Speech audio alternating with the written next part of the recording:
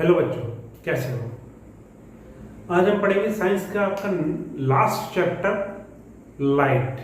Last chapter आपकी science की book का है लाइट।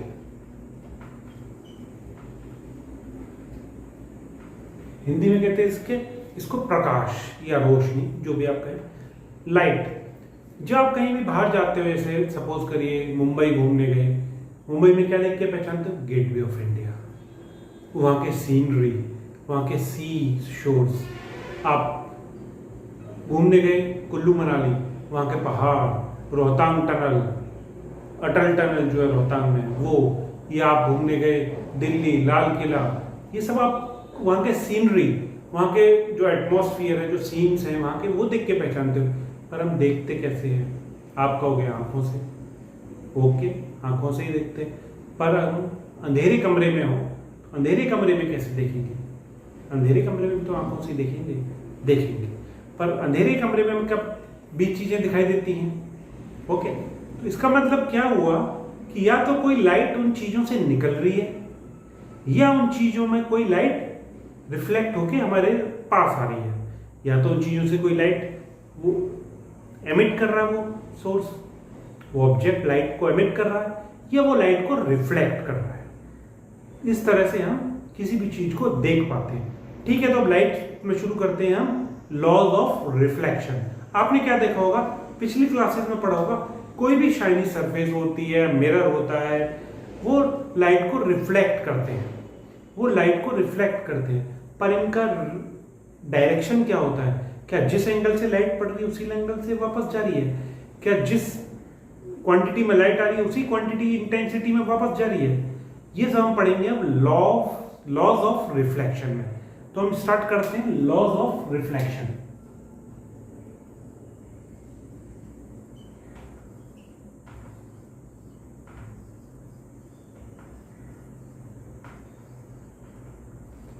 लॉज ऑफ रिफ्लेक्शन, इसके लिए हम पहले एक एक्सपेरिमेंट समझेंगे, उसके बाद ये लॉज ऑफ रिफ्लेक्शन डिराइव करेंगे। कैसे?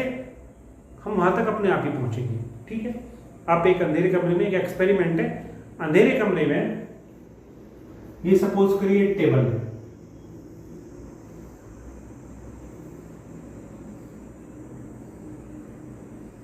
ये टेबल की चार तरफ है। ठीक है, ये टेबल है, आप इसके ऊपर एक मिरर रखिए, प्लेन मिरर, जिसकी रिफ्लेक्टिंग साइड है इस साइड, हमारी साइड है रिफ्लेक्टिंग साइड। अब एक ब्लैक पेपर लीजिए, उसमें एक छोटा सा छेद करिए। ब्लैक पेपर लेके, हार्ड पेपर, ब्लैक पेपर जैसे चार्ट पेपर हुआ, उसमें एक छोटा सा छेद करिए। सब काम ये अंधेरे कमरे में हो रहा है, उसमें एक छोटा सा छेद करिए और उसको यहां प्लेस कीजिए। ये हो गया पेपर आपका। पेपर के पीछे टॉर्च से लाइट जलाइए। वो लाइट ऐसे जलनी चाहिए, टॉर्च भी बड़ी वाली टॉर्च नहीं, छोटी टॉर्च होनी चाहिए। उसको पेपर से सटा के एक लाइट जलाइए। आप क्या देखोगे? लाइट इस छेद से लाइट बीम निकलती है, रे ऑफ लाइट निकलती है। रे ऑफ लाइट एक आइडियल वर्ड है, रे, लाइट की रे जो है एक आइडियल वर्ड है। जो लाइट होती है वो क्या होती है? जो रे होती है, जो लाइट होती है, बीम्स ऑफ लाइट होती है। छोटी छोटी जो लाइट्स है उनकी बीम होती है, उसको हम सिंपल वे में बोलने के लिए रे बोल देते हैं। रे मतलब कॉम्बिनेशन ऑफ, ये इसको बोलेंगे narrow beam of light. Narrow beam of light की वजह हम रे बोल देते हैं। ओके, ठीक है, अब इतना समझो। यहां से टॉर्च से हमने लाइट जलाई, स्ट्रिप की पीछे से स्ट्रिप है। ओके, ये स्ट्रिप है, यहां बीच में छेद है, ये हमारी ब्लैक स्ट्रिप है, इसमें बीच में छेद है। यहां टॉर्च रखी, लाइट जलाई। अब क्या होगा? जो लाइट बीम है, रे है लाइट की, वो इसमें से निकलेगी और इसको स्ट्राइक करेगी एक पॉइंट पे, मिरर को स्ट्राइक करेगी एक पॉइंट पे। स्ट्राइक करके आपने क्या देखा होगा? अभी आप कभी घर में देखिए, टॉर्च लेके शीशे के सामने खड़े हो जाइए, मिरर के सामने, उस पर टॉर्च मारिए, वापस लाइट आती है ना आपके पास, वापस लाइट आती है आपके पास, मतलब रिफ्लेक्ट होके आ रही है। तो ये भी रिफ्लेक्ट होके वापस आएगी। ओके, अब इनको अपने फ्रेंड या अपने ब्रदर, सिस्टर, फादर, मदर, किसी की भी हेल्प से लाइन ड्रॉ कर लीजिए। जहां पे आपने मिरर रखा हुआ है, जहां पे आपने शीट रखी हुई है, मतलब टॉर्च रखी हुई है, और जहां पर ये लाइट जो रे जा रही है लाइट की और जो वापस आ रही है, उनको एक पेपर पे ड्रॉ करेंगे। और ड्रॉ करके कुछ इस तरह से आएगा।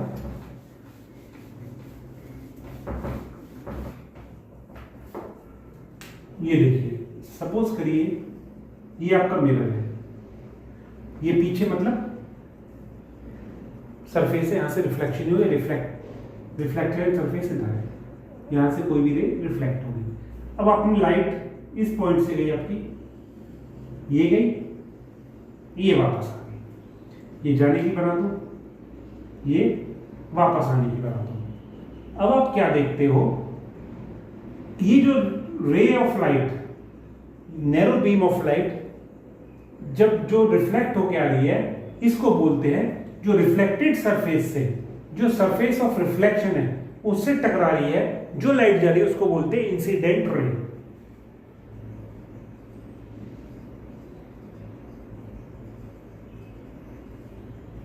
इसको बोलेंगे incident ray.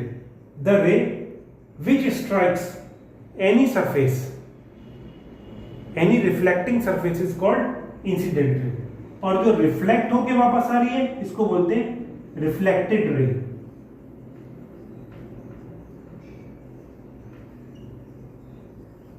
The ray which comes out after reflection is called in reflected ray. इसको बोलते हैं रिफ्लेक्टेड सरफेस।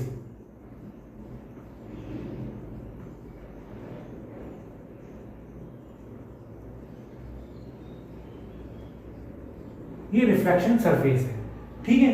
ये हमारी इंसिडेंट रे हो गई, ये रिफ्लेक्टेड रे हो गई, ये हमारी दो तरह की रे हो गई। ओके, अब हम क्या करते हैं, स्केल से एक इस पॉइंट पे जहां रिफ्लेक्टेड और इंसिडेंट रे एक दूसरे से मिल रही हैं, जहां इंसिडेंट रे पड़ के रिफ्लेक्टेड रे बाहर आ रही है, उस पॉइंट पे एक 90 डिग्री का एंगल ड्रॉ कर लेते हैं। मतलब इसके परपेंडिकुलर, रिफ्लेक्टिंग सरफेस के परपेंडिकुलर एक लाइन ड्रॉ कर लेते हैं उस पॉइंट पे, जिस पॉइंट पे इंसिडेंट रे और रिफ्लेक्टेड रे मिल रही है। ओके, और हम ये एंगल मेजर करते हैं, उसके बाद ये एंगल मेजर करते हैं। इसको बोलते हैं, ये जो हमने ड्रॉ की लाइन, ये लाइन ड्रॉ की, कौन सी वाली लाइन, जो रिफ्लेक्टेड इंसिडेंट रे और रिफ्लेक्टेड रे के मिलने वाली जगह पे, सरफेस पे जिस जगह पे रिफ्लेक्टेड रे, इंसिडेंट रे और रिफ्लेक्टेड रे मिल रही हैं, उस पे हमने 90 डिग्री की एक परपेंडिकुलर लाइन ड्रॉ की। उस लाइन को बोलते हैं normal to incident ray, normal to reflected surface, इसको बोलते हैं नॉर्मल। क्या बोलते हैं, normal to reflected surface at that point, जहां पर इंसिडेंट रे स्ट्राइक कर रही है, उसके परपेंडिकुलर हमने लाइन डाली, सरफेस के रिफ्लेक्टेड सरफेस के परपेंडिकुलर लाइन डाली, इसको क्या बोलते हैं, normal to reflected surface at that point. अब हमने दो एंगल मेजर करे, इंसिडेंट रे और नॉर्मल के बीच, और रिफ्लेक्टेड रे और नॉर्मल के बीच। ओके, अब हमने और एक्सपेरिमेंट की, ये इंसिडेंट रे हम यहां से डाल लेते, इसका एंगल हमने चेंज कर दिया, यहां से डाला, फिर रिफ्लेक्टेड रे जो हुई, फिर वो एंगल मेजर करें, तो ये वाला एंगल, दोनों एंगल मेजर करें, इसको बोलते हैं, इस वाले एंगल को बोलते हैं angle I, angle of incident. क्या होगा, ये एंगल आई। और जो ये वाला एंगल है नॉर्मल और रिफ्लेक्टेड रे, नॉर्मल और रिफ्लेक्टेड रे के बीच का जो एंगल है उसको बोलते हैं एंगल ऑफ रिफ्लेक्शन।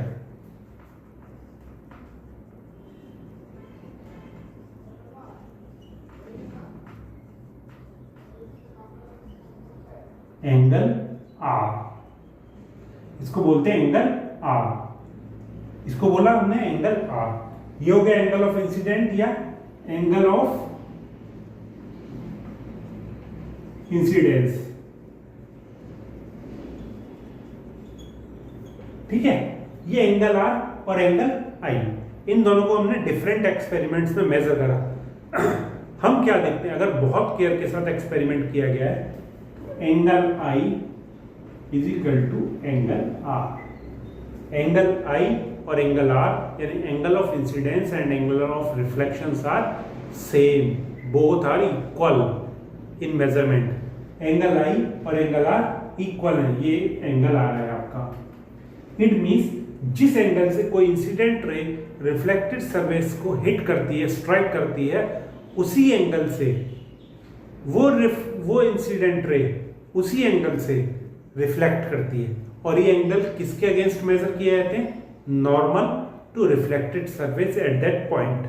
जिस पॉइंट से स्ट्राइक कर रही है, जिस पॉइंट पे रिफ्लेक्टेड सरफेस को इंसिडेंट रे स्ट्राइक कर रही है, उसी पॉइंट से रिफ्लेक्शन होगा। और उसी पॉइंट पे सरफेस के परपेंडिकुलर हम ड्रॉ करेंगे तो उस पॉइंट को बोलेंगे normal to reflected surface at that point. और इस पॉइंट नॉर्मल और इंसिडेंट रे के बीच जो एंगल होगा उसको बोलेंगे इंसिडेंस एंगल। नॉर्मल और रिफ्लेक्टेड रे के बीच जो एंगल होगा उसको बोलेंगे रिफ्लेक्टेड एंगल या एंगल ऑफ रिफ्लेक्शन। और ये एंगल आई है, ये एंगल आ रहा है, both are equal, both are same. ठीक है, this is called first law of reflection. First law of reflection क्या हुआ? The angle of incidence is equal to angle of reflection. This is called first law of या one of the law of reflection. ये reflection का एक law है। क्या है?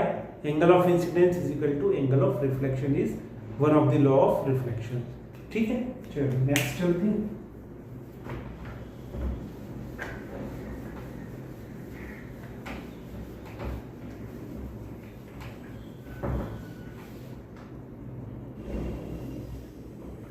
अब एक और एक्सपेरिमेंट करते हैं। सेम टेबल बनाओ, टेबल सिंपल बनाओ। ये टेबल बनाई, इस पे हमने एक हार्ड पेपर रखा, चार्ट पेपर। कैसे रखा? उसका थोड़ा सा एरिया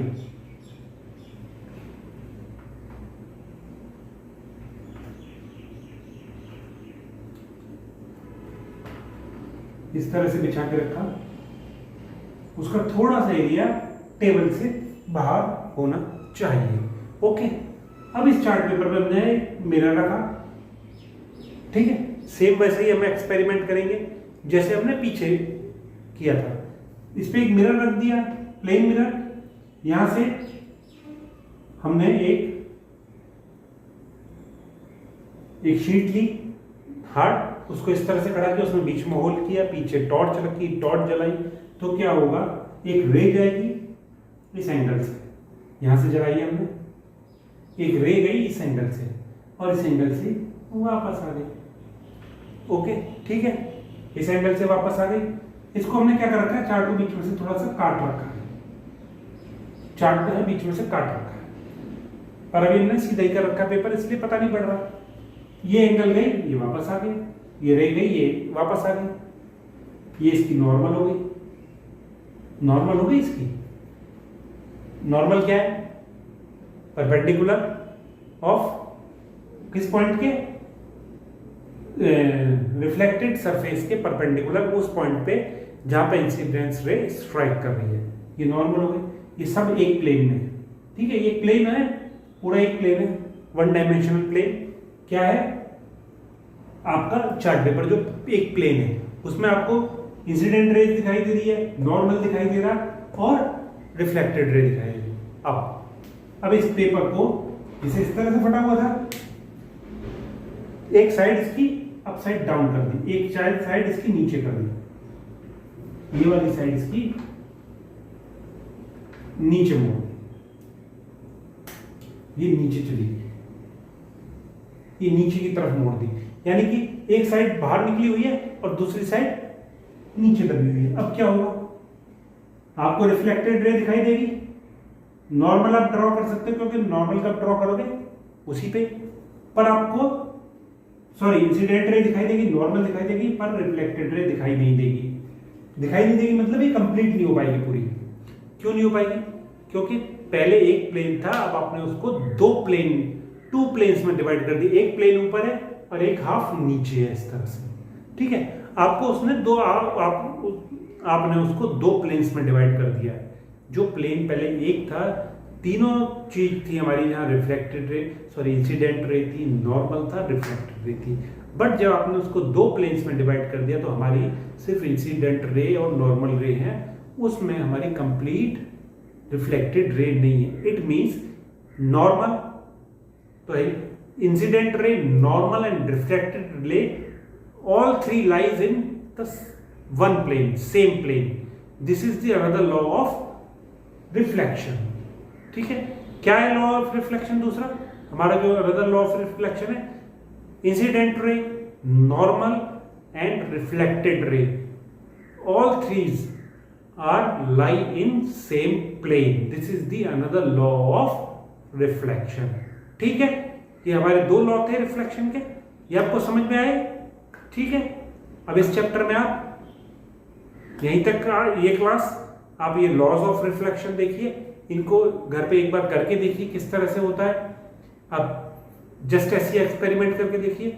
अब आगे पढ़ाएंगे हम इस चैप्टर का अगला भाग अगली क्लास में। तब तक टाटा, सी यू, गुड बाय।